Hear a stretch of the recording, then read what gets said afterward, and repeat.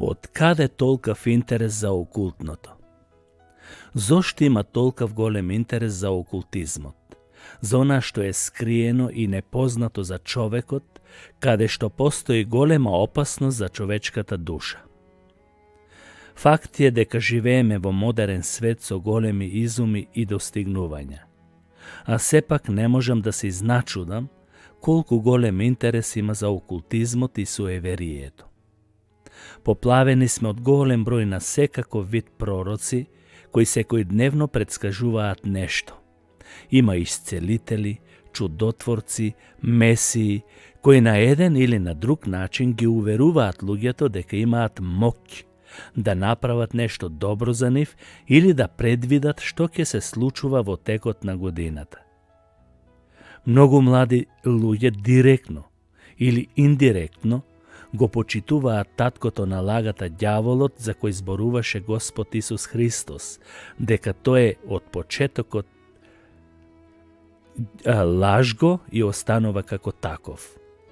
Статистиките покажуваат дека мнозина кои се занимаваат со вакви нешта имаат душевни и секакви други проблеми, запаѓајќи во амбисот да си го одземат и животот. Не постои вестник, на пример, каде што не се пишува за хороскопот и астролошките карти. Сето тоа веќе се смета за нормално, па дури ги покануваат астролозите пред некој значаен ден или настан да ги кажат нивните предвидувања. Ние христијаните тоа го гледаме како знак и исполнување на библиските пророштва и да не бидеме изненадени.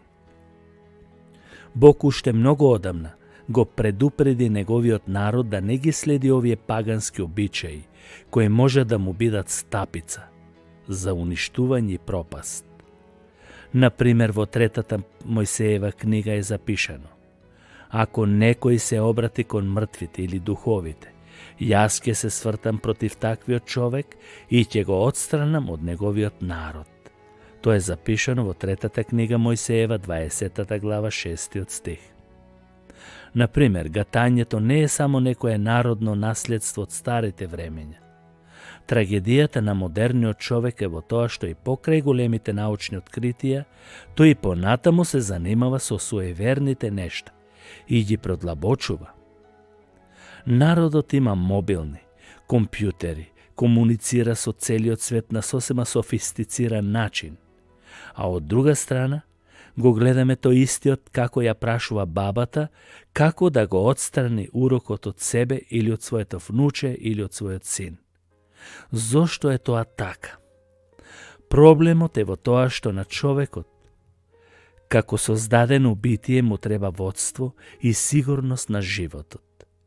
Ниту ти или кој да е не е без оваа потреба. На сите нас ни треба сигурност и водство.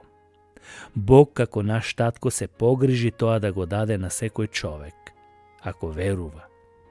Исус Христос умре на Голгота за твоите гревови, на крст. Ако му го предадеш животот со вера и покаяние, тој ќе ти ги прости твоите гревови и ќе ти даде нов живот.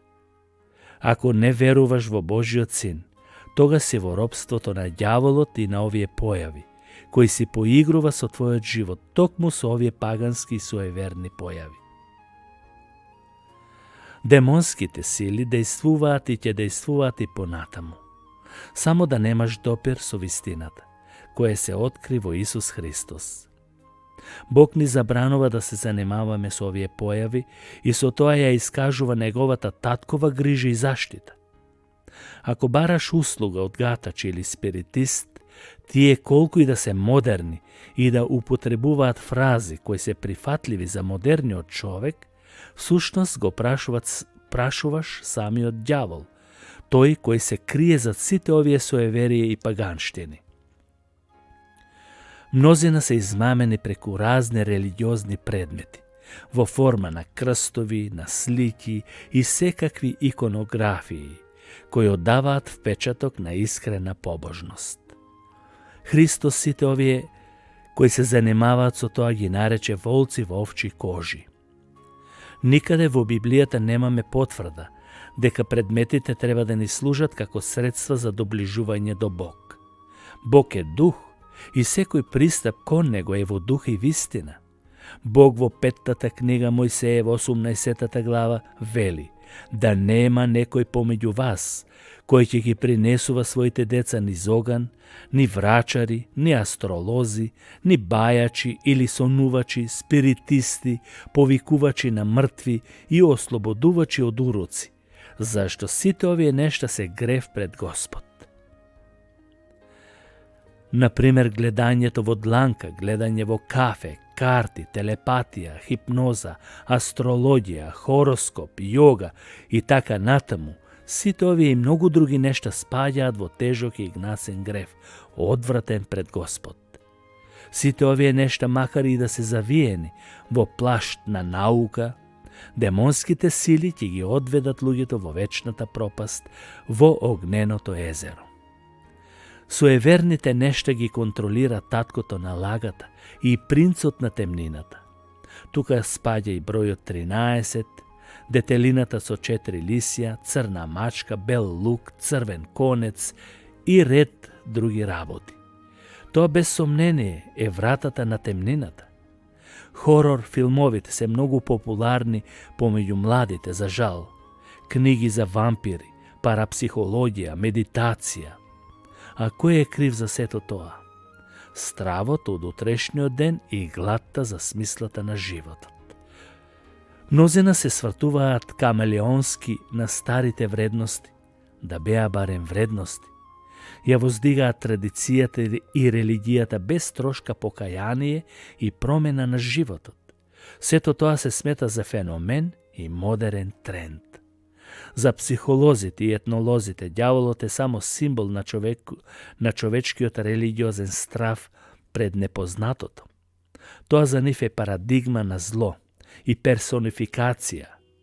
Но мора на сите да ни биде јасно дека Библијата, ѓаволот го представува како реална личност, зло битие, кое се противи на Бог и дејствува скриено за да мами.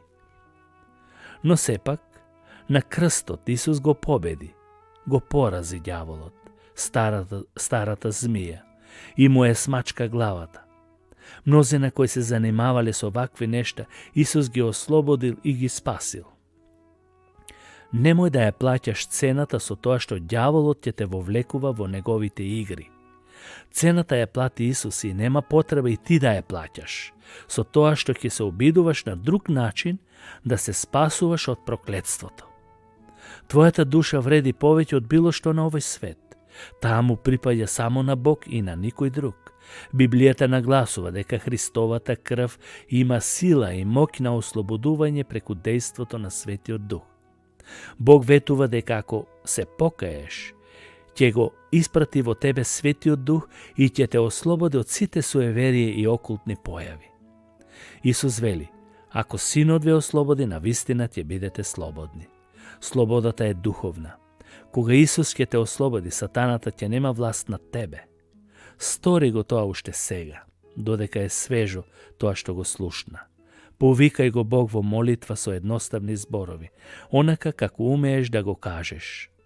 Не дозволувај никој да ти го одземе тоа што Бог ти го дава во Христос, а тоа е вечен живот. Бог и во Стариот и во Новиот Завет строго му забранува на човекот да има допир со сите овие суеверија, што беа спомнати. Исус рече дека тоа е патот, вистината и животот. Нема потреба од други патишта и други вистини. Во Него, во Христос, се сокриени сите богатства на мудроста и на знаењето. Кога го бараме Него, се исполнуваме со потребите за кое копне е нашата душа. И не само тоа, туку го откриваме животот по смртта кој е реален и вистинит.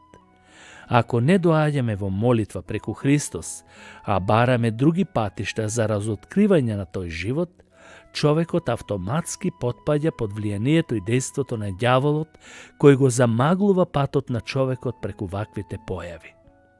Гледај оваа порака да не ја презреш, со тоа што ќе помислиш кој ти ја кажува и дали е тоа така. Бог има една вистина. Таа вистина е Библијата. Ако ова е забрането, тогаш останува забрането за секогаш. Бог да те чува, Бог да те благослови. Amen.